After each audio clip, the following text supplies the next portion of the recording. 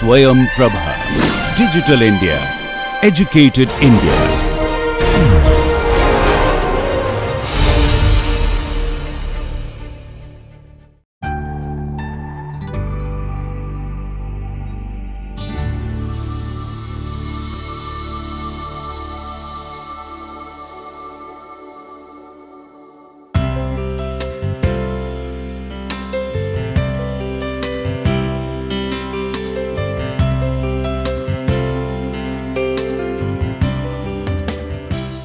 Hello everyone, in the previous class we discussed about the stress distribution around a circular tunnel in the rock which was behaving in an elastoplastic manner and following Tresca yield criterion.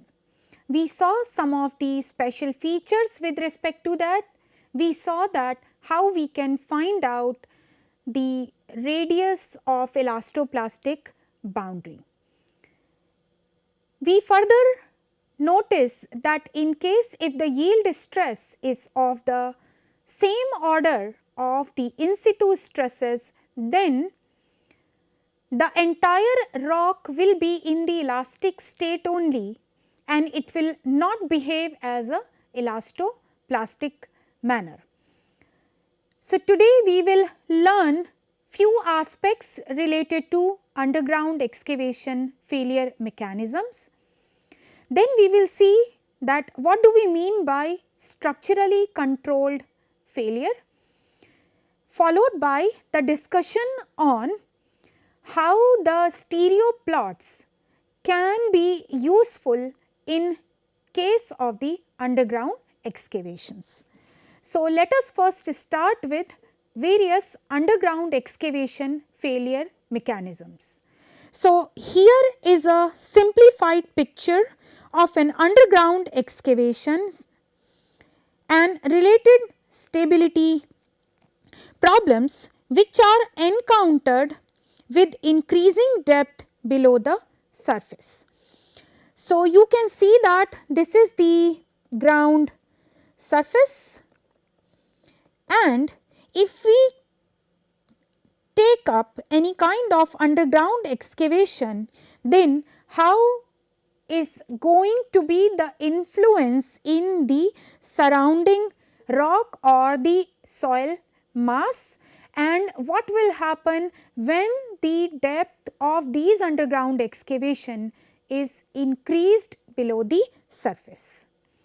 So, in case if you have the underground excavation at shallow depth in the overburdened soil or heavily weathered poor quality rock, the excavation problems are generally associated with squeezing or flowing ground, and there are very short stand up times.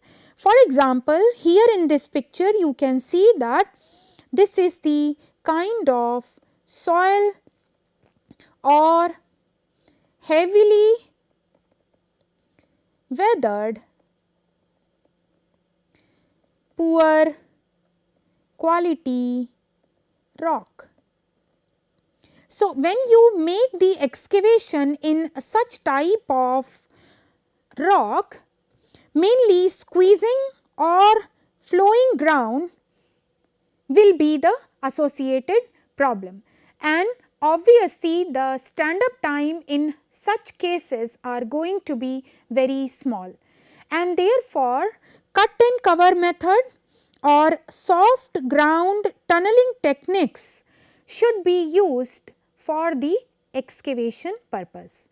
And in view of very low stand up time, adequate support should be provided immediately behind the advancing phase of the tunnel.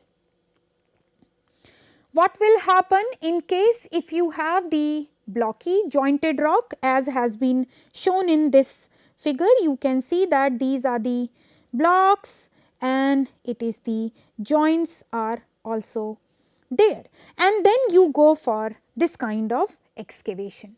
Now, in such type of situation, the problems which are associated they are generally related to the gravity falls of block from the roof or sliding from the side walls. So, you see that in this picture, the moment I excavate, this is a stress free boundary, and let us say this block, if it gets loosened, it can directly fall, or maybe this block can slide.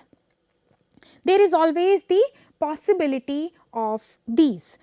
Rock stresses at shallow depths, they are generally low, that they do not have the significant effect upon this failure process, which is usually controlled by three-dimensional geometry of the excavation and of the rock structures.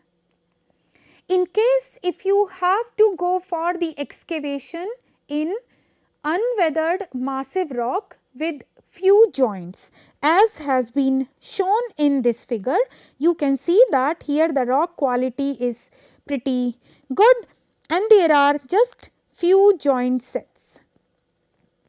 Usually such type of excavations do not suffer from serious stability problems when the stresses in rock surrounding the excavations are less than approximately 1/5 of the UCS of the rock.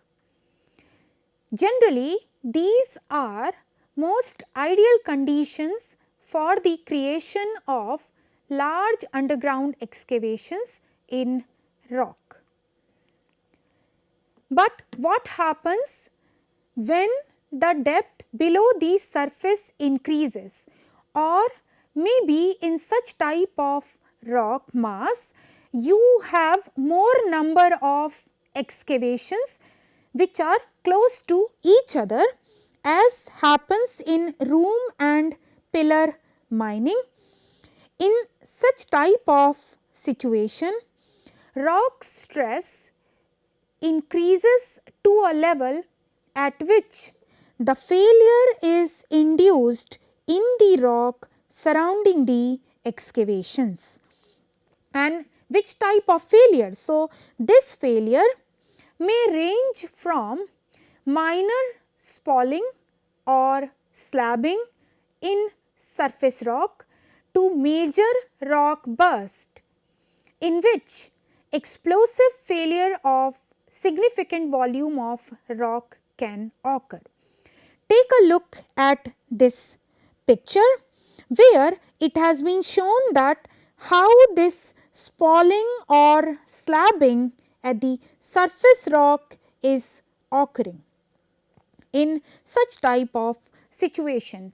And I have already explained you in earlier classes that what do we mean by this rock burst is the immense amount of energy when it gets suddenly released, then it is kind of explosive failure.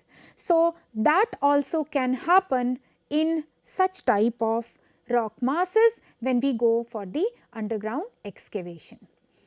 Now, in many underground situations, two or more of these failure processes may occur simultaneously, and obviously the analysis in such situations, they are going to be quite complex.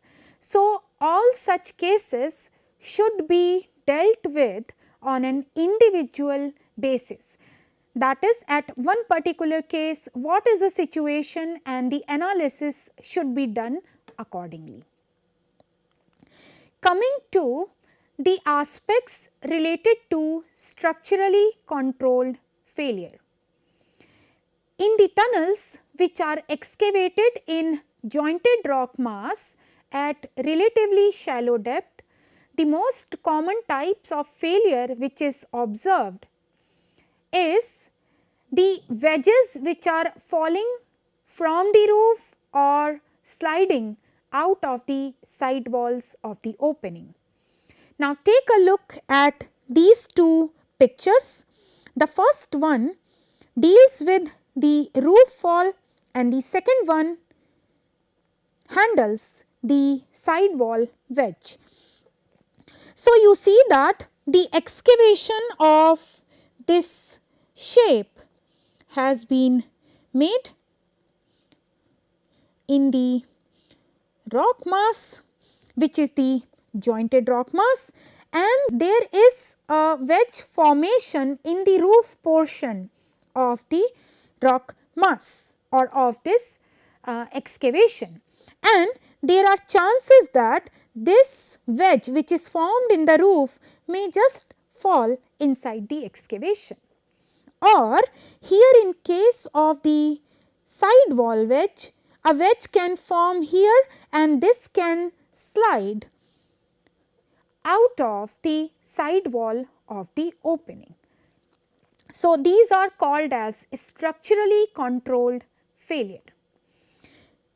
Take a look at these two pictures where the wedges from the roof have fallen, and you can see here that a wedge from this portion has fallen in the excavation, and in this case you can see that the clear cut wedge has been formed and it has fallen here.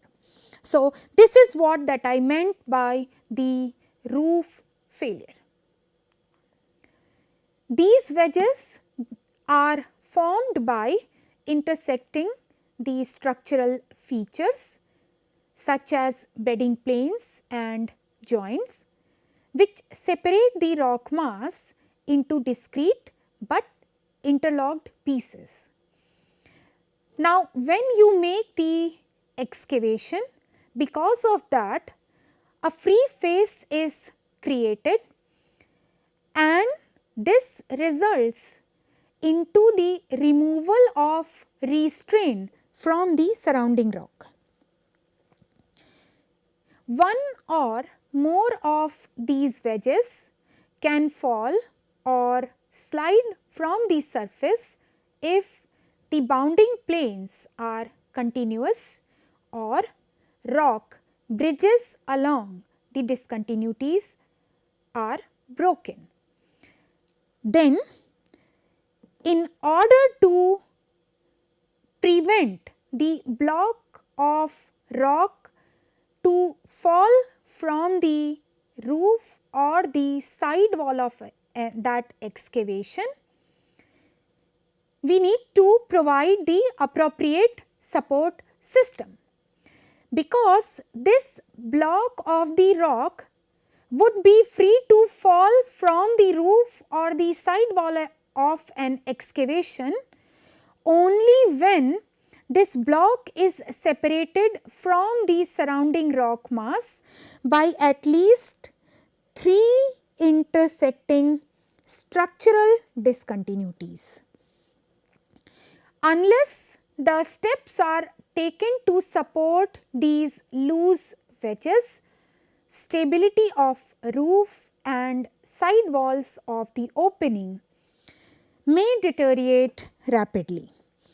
So, in case if there are chances of formation of such wedges in the rock mass where the underground excavation is being carried out, then we have to take care of the support system in order to prevent these loose wedges fall either from the roof or slide from the side wall of the opening. Each wedge which is allowed to either fall or slide, it causes a reduction in the restraint and the interlocking of the rock mass. And what happens because of this? This in turn allows other wedges to fall, and this failure process, it continues until the natural arching in the rock mass prevents further unraveling or until the opening is full of fallen material. And when the opening is full of fallen material, obviously no more material can fall into the opening, and that is not desirable because we have to proceed further with this tunneling operation, and therefore, this is the most undesired condition.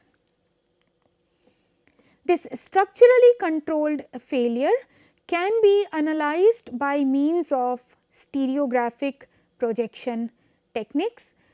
If you recall our discussion on the spherical projection of the geological data, we discussed that how the planes, how the intersection of two planes can be represented with the help of stereo nets. At that time, I mentioned to you that we will be discussing about the application areas of these geological graphical representation in the subsequent classes. So, one of the application area is going to be the analysis of the structurally controlled failure, which we will be discussing in coming 2 or 3 classes. So, a simple example of this application is the wedge of the rock falling from the roof of an excavation in the jointed rock. Take a look at this picture. This is the jointed rock, and here is the excavation which has been made. Now, you see that this wedge which has been formed by these 3 planes, it can fall in the cavity or the excavation. Now, how to analyze this using this stereographic projection technique? So, we draw a vertical line from the apex of this wedge. Now, this line must fall within the base of the wedge for the failure to occur without sliding on at least one of the joint planes. Now, if this vertical line does not fall within this base, what does that mean? That this wedge will not fall in the cavity or the excavation, but it will have the tendency to slide along the plane of the discontinuity, which are or which may be this plane or this plane. Now, how this stereographic projection technique can be helpful in order to analyze this situation? So, you can see here that in a stereographic plot, the vertical line through the apex of the wedge is represented by this center point of the net. The conditions, as we stated earlier, that is that vertical line through the apex should pass through the base of the wedge. That condition is satisfied if the great circles representing the joint planes form a closed figure which surrounds the center of the net. If you recall our earlier discussion with respect to the graphical representation of the plane, I mentioned to you that the plane can be represented either by the great circle or with the help of pole. So, that wedge which is formed by these planes in the previous figure. So, we have this plane, we have this plane, and we have this plane as well. These are the 3 planes. We can get the dip and dip direction of these 3 planes and represent these in the stereo plot with the help of these great circles. Say this is great circle 1, this is second, and this is the third one. And you can see that the common intersection area is this, which is the hatched portion. That is, all these 3 great circles they form a closed figure and the center of the net is lying inside this closed figure, which is represented by this. See, it is this. This is the closed figure. So, since it is happening in this case, so one can say that the wedge will fall in the cavity. Take a look again. I have put here both the figures on the same slide. This is the vertical line passing through the apex of this wedge, which is this. This is being represented by the center of this circle. These planes which are showing the discontinuity, they are being represented by great circles 1, 2 and 3. They form a closed area and this center is lying within this closed area. So, this means that this wedge is going to fall here as gravity, or this wedge is going to have the gravity fall from the roof.